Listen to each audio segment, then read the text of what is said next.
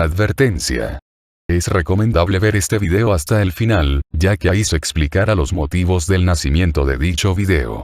Aunque también, podrían revisar el podcast de Gepo y mío en el canal de Lovato. Se recomienda al espectador, no pensar que el dueño de este canal, acaba de tener una crisis existencial, provocando que su percepción de la realidad, sea completamente alterada. El dueño de este canal, aún mantiene su cordura al 100%. O bueno, a lo que él llama cordura. Este video es público, ajeno a cualquier chipeo político del diario de Jonathan y queda prohibido su uso para fines distintos a los establecidos en el programa. Draga. Sin duda alguna, un personaje bastante polémico, dentro de la comunidad de los diarios de Jonathan y de Hayden. Muchos dentro del fandom, incluyéndome, la detestamos por su forma de actuar con el protagonista. Especialmente, en la última saga, conocida como Mariposas Amarillas. Aunque, ese no fue el personaje que se nos había presentado con anterioridad. ¿Qué fue lo que pasó con ella? Debido a sus actitudes, es que el fandom no la tolera en lo más mínimo. Esa es la historia que todos conocemos, pero ¿qué pasaría si te dijera que hay otra versión de la misma? Una en la que su comportamiento es más que justificable, y por sobre todo, con sentido común. Hey, ¿qué tal chicos? ¿Cómo están? Espero que bien. El día de hoy, he venido a romper el canon en mi canal, por lo que hablaremos sobre el personaje más controversial de toda la serie. No por los actos perturbadores que haya cometido, sino porque hace que el propio fandom esté dividido en varias partes. Algunos la defienden, otros la odian. Y otros, simplemente, no la tragan, por más intentos que hagan. Así que, sin más que decir, comencemos con el video. La primera aparición de Draga ocurrió durante los eventos de la saga conocida como Aves de Paso. Siendo un poco más precisos, después de que Red y el Emo ganaron el Battle Royale que se había formado dentro de Insanity del Sur, para poder ganarse recursos que eran sumamente exclusivos y difíciles de distribuir a todo el grupo. Si quieren saber más acerca de ese enfrentamiento, les recomiendo que visiten mi video de análisis de canciones del diario, número 3. Ahí explico con lujo de detalle lo que ocurrió en ese combate. Pero hey, después de ver este video, y haberle dado a like y suscribirse, porque si no lo hacen, pues, el video no jalará XD. Bueno. Después de que nuestros protagonistas ganaran su premio, algo pasaba en la sala principal de Insanity del Sur. La muchedumbre, como siempre, clamaba sangre. Pero oh sorpresa, la que estaba dentro de toda esta situación, no era nada más ni nada menos, que la protagonista de este video. Los primeros diálogos que Strobe le dio a ella, dicen mucho de su personalidad, y lo que mantendrá siempre durante toda la obra. Es esa característica que diferencia a un personaje de otro. Por ejemplo, sabemos que Leopard es sumamente inteligente. Si te dijera, ¿qué es lo primero que se te viene a la mente en cuanto piensas sobre Leopard? Sabes que es su inteligencia. Porque eso es algo que se nos ha remarcado en la historia, y no es algo que se haya sacado de la manga el autor, solo porque requería que X personaje resolviera algo de inteligencia y dijera: oh, es cierto, olvide que yo soy inteligente, no resolveré este problema, pibes. No. Personajes así son sumamente pésimos. No diré que los personajes del diario son perfectos, pero al menos en su biografía y las características que se nos fueron mostradas con anterioridad, no se contradicen con futuros capítulos. Y eso fue lo que le pasó a Draga. La primera cosa que se nos mostró de ella, fue su lealtad y voluntad, de seguir una filosofía de vida la cual, ella quería seguir dentro de la guerra. Como muchos ya sabemos, Bandera Negra es sumamente religioso y creyente de las obras buenas, y personas amables en el mundo. Dicha filosofía de vida se podría simplificar en, que eran los clásicos creyentes hijos de Dios. Por lo que, este tipo de pensamiento, también compartía Draga. La razón por la que la habían puesto dentro de la tarima, era porque querían sacar información valiosa, con respecto a Tadeo, el líder de Bandera Negra. Querían descubrir, dónde exactamente, era que se encontraba, y cómo podían llegar ahí. Pero Draga, en ningún momento, reveló algo que dijera la ubicación del campamento de su grupo, con tal de protegerlos a todos, de un cruel destino. En su propio pensamiento sería, que si ella tenía que sacrificarse, para que cientos de personas aún pudiesen vivir, pues que así sea. Ya que, El mensaje más grande que nos han dejado en la religión cristiana y sus derivados es que no hay amor más grande que aquel que da su vida por los demás. Por lo que, si algo le pasaba a Draga, ella sabría en su corazón que hizo lo correcto por proteger a todos los que ella ama.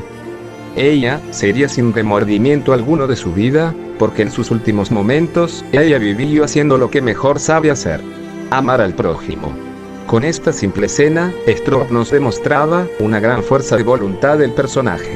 Y por sobre todo, un espíritu inquebrantable ante la adversidad. Como diría el Capitán América, ella se acostaría sobre el alambre para dejar que otros pasen encima de ella, si es que haciendo esto, lograba que los demás pasaran a salvo. En resumidas palabras, se sacrificaría por toda su familia de Bandera Negra, sin dudarlo. Y eso lo ha hecho a lo largo de la serie.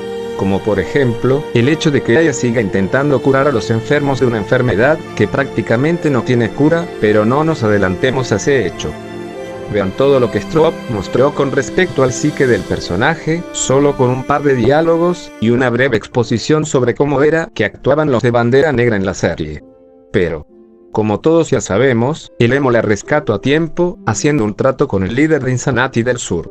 Muchos, incluyéndome, pensaríamos que esta acción no tiene sentido alguno, y que fue necesidades del guión que hizo Stroop para avanzar la trama. Pero, lo cierto es que, desde diálogos antes, se nos dejó en claro que esa chica era de importancia. ¿Que cómo fue que lo hizo? Pues, simplemente se le dio más tiempo en pantalla. O sea, la describió más que el resto de personajes en escena. Y con esta simple acción, se le deja en claro al espectador que esa chica es importante para la trama, pero de una forma sutil. ¿En qué sentido me refiero con sutil? Pues que simplemente, Stroop no le escupió a la cara, con un chingo de información al respecto de ella. Solo se limitó a decir que esa chica para el emo, se le hace de lo más curioso. Como si en ella, tuviese algo más. Y así fue. Ya que ella, alguna vez formó parte de la vida de nuestro rubio, cuando estos eran pequeños. Y para Jonathan, el hecho de haberse encontrado con alguien de su pasado, y que su rostro se le hacía familiar era algo sumamente mágico. Recordemos que desde que obtuvo Histeria, Stroop nos mostró que poco a poco, fue olvidando su pasado, y todo eso.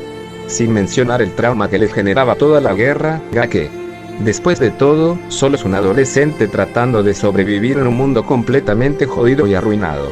Nadie, y repito, nadie, a esas alturas del partido, podría estar cuerdo, si hicieran exactamente lo mismo que hizo Jonathan. ¿Saben? Desde cierta manera, Draga podría servir algo así, como lo que hace Hayden con los poderes del emo.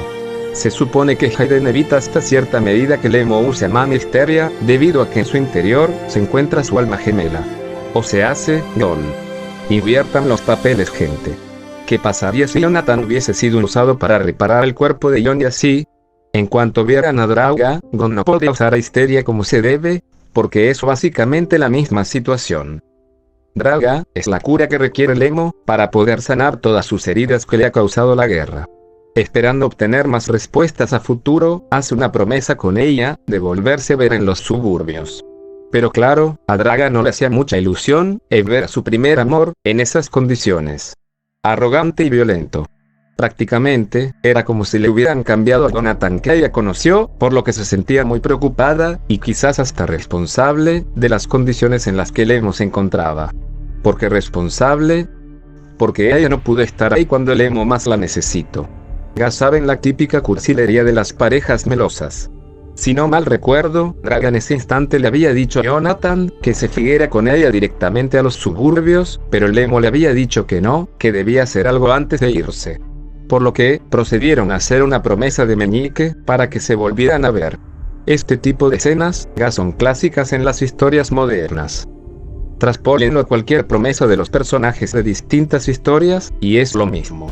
Que si X soldado está viendo una foto de su familia antes de ir al frente de batalla, que se le prometió a su maestro regresar a casa, o incluso, a un amor el cual, el personaje en cuestión, le promete a su amada que la protegerá de todo mal, y en eso, que reúne todas las fuerzas que le quedaban y saca un power-up de pronto. ¿Saben lo que significa el simbolismo de promesa en las historias?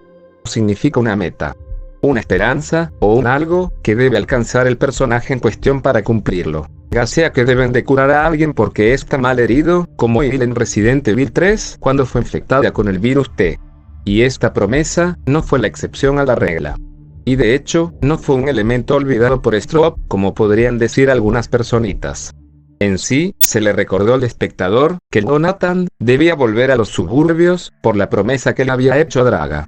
Palabras más, palabras menos. Pero de que se nos dijo en el capítulo 13, se nos dijo. Aunque, les soy sincero, hubiera preferido que también se hubiese hecho mención de dicha promesa en el 12.4 durante los combates que tuvo en los dirigibles. Pero también, si hace eso Stroop, quedaría muy de anime. O sea, muy triado, que a medio combate mientras iba perdiendo, pensara en aquella promesa. El anime ha llevado esta herramienta a tal extremo, que ya hasta se le hace memes. Ejemplos serían, el poder del amor, la amistad, o el clásico poder del guión. Pero volviendo al tema, nuestro Ionis hizo de todo en el capítulo 13, para volver nuevamente con ella. ¿Por qué? Simple. Ella, para esos momentos de la historia, sería la única quien realmente podría refrescarle por completo la memoria al emo de quien realmente era. Estas situaciones podría llegar a ser comparado a aquellos personajes en los que pierden la memoria y una voz guía les dice que debe recordar quién realmente son. Ya sea que perdieron sus recuerdos a mitad de la obra, aun y cuando son protagonistas, o que de plano se nos presenta un personaje que no recuerda absolutamente nada y que, llegado a un punto de la obra, termina recordando quién era, y se podría ser villano o héroe. Dependiendo del autor. Bueno, este mismo arco estaría viviendo nuestro rubio con Eulendor. Moviendo cielo, mar y tierra, para poder recordar un poco de ese pasado el cual, Gassi ha perdido hace mucho tiempo. Y cuando finalmente llegó a su cometido, la recompensa por sus esfuerzos no fueron en vano. Puesto que, Draga le recordó un poco sobre lo que ambos habían vivido. Cumpliendo así, a medias el rol que debía tomar Draga. No lo digo por el personaje, sino por el guión en sí. Tengo entendido que Draga en este momento debía servir como una fuente rejuvenecedora de recuerdos para el prota. Como esa fuente que usa Dumbledore para ver los recuerdos, algo así debía de fungir la Draga. Pero Stroop solo nos limitó a una pequeñísima fracción del pasado del prota. Pero claro, también pido mucho sobre un personaje que prácticamente se fue desde muy niña de la vida del prota. Supongo que ese papel de refrescar por completo los recuerdos del emo lo debió de usar Tadeo, pero se nos petateó muy rápido el man. Espero que a Curandero no le pase lo mismo XD. Y a partir de ahí, iniciaría el romance de estos dos tortolitos. Siendo un beso, el primer paso que darían en su futura relación. A partir de aquí, podría parecer que todo iría de color de rosa y demás vainas. Pero oh sorpresa, al siguiente capítulo ocurrió una calamidad para su relación. Después de que el emo llegara a todo vale madres contra Bandera Negra, salió Salomón y coqueteó con Draga. Se emputó el emo y lo agarró a piñas. Luego llegó Tadeo y los separó. De inmediato, Draga fue a su rescate, pero Tadeo se lo impidió. Y, aunque estoy de acuerdo con lo que dijo Tadeo, no puedo negar una cosa. Y es, que Draga fue en su ayuda, porque eso es lo que enseñan los valores de la religión. Sobre todo aquellas personas que se la viven en ello, y se dejan cubrir por estas. A lo que trato de llegar con esto, es que Draga, al ser una persona sumamente bondadosa con todos, por inercia, decidió ayudar a aquella persona que requería de una ayudita. Quizás, demasiada bondad, la puede llegar a convertir en alguien sumamente ingenua, pero bueno. Es parte de su naturaleza bondadosa. Es algo así, como Ned Flanders, pero en sus inicios. Porque el personaje tuvo demasiados cambios, a tal grado, que lo hicieron parodia de sí mismo, y siendo utilizado como un término de escritura. O se hace, la flanderización. Draga, aún no ha cruzado esa línea. De hecho, ningún personaje de los diarios ha sido flanderizado, pero este no es el espacio para explicar ese término narrativo. Así que, volviendo al punto, Draga durante estos capítulos, se mantuvo así de bondadosa con los demás. Y obvio, medio defendió a Salomón, porque bueno, quién sabe cuánto tiempo fue que convivieron juntos, por lo que seguramente desarrollaron una gran amistad. Aunque sí se pasó de ingenua la Draga con eso de que el Salomón le coquetea, pero bueno. Cositas que tiene la serie XD. Todo iba piola, hasta que se murió Tadeo, y se descubrió que Salomón era un traidor. Todo esto fue demasiado para Draga. Ya que terminó por ascender como una líder de un grupo sumamente enorme. y hasta la fecha, ha hecho todo lo posible por ser lo mejor que pueda para ellos. Y siendo algo a lo que no estaba acostumbrada, o sea un baño de realidad, pues simplemente se quebró en su totalidad. Y, aunque ataco mucho esta parte de ella, pues bueno. Si lo ves desde ese punto, en el que básicamente todos ellos vivían en una burbuja, y solo los más capaces salían a luchar, mientras que la gran mayoría convivían sin saber nada, pues bueno. Básicamente Draga había dejado de ser una ciudadana normal del mundo anterior a la guerra, y pasó a ser una superviviente. Y ojo, una líder superviviente. Así que ese giro de 180 grados en su vida, fue muy choqueante para ella. Y bueno, para todas las personas que sobreviven en la guerra. Digo, nadie normal estaría preparado para ser superviviente si es que vives en una sociedad normal como la nuestra. Y, tras ese baño de realidad, ella hizo lo que pudo. Y obvio se preocupaba por su pareja, quien no veía que el resto de las chicas que lo seguían, querían con él. Esto, más sumado al estrés que les dije hace unos segundos, pues provocó todo en ella. Y cuando llegó la nube tóxica a los suburbios, pues ella quería que su gente tuviera un poco de la esperanza que tenían cuando vivían por Venezuela. Cuando vivían a los Hakuna Matata. Ella quiso traerles esa chispa de vida con el baile que se hizo. Que en sí, el baile tiene muchas más cosas por las que se hizo. Tanto narrativamente, como por cosas que pasaron dentro de la narrativa del diario. Si quieren que analice la escena del baile, déjenmelo saber aquí abajo en los comentarios. Y pues bueno, ya todos sabemos todo lo que pasó en este capítulo. Llegando al punto su relación, de ponerle un ultimátum al emo, para que dejara de actuar como un imbécil. Además de que parte de su coraje hacia él, era porque no dejaba que ella también torturara a Salomón. Esto ya lo había dicho en los directos con Deadman, así que se los resumiré aquí. Ella quería torturarlo, por todo el dolor que le había provocado, más aparte el hecho de haber sido traicionada hacia su confianza.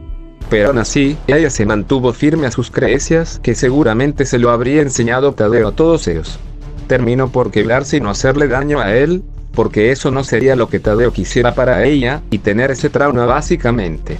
Así que, sí gente, Draga tiene mucho más gloria de lo que pudimos pensar.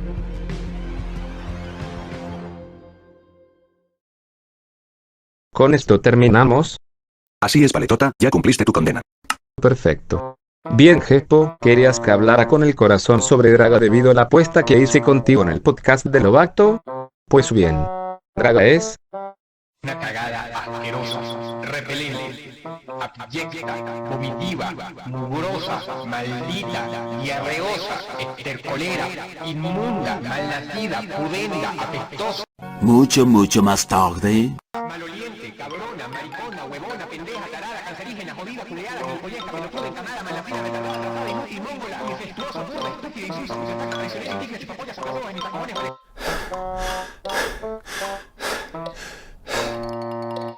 No te duró mucho la ironía esta vez.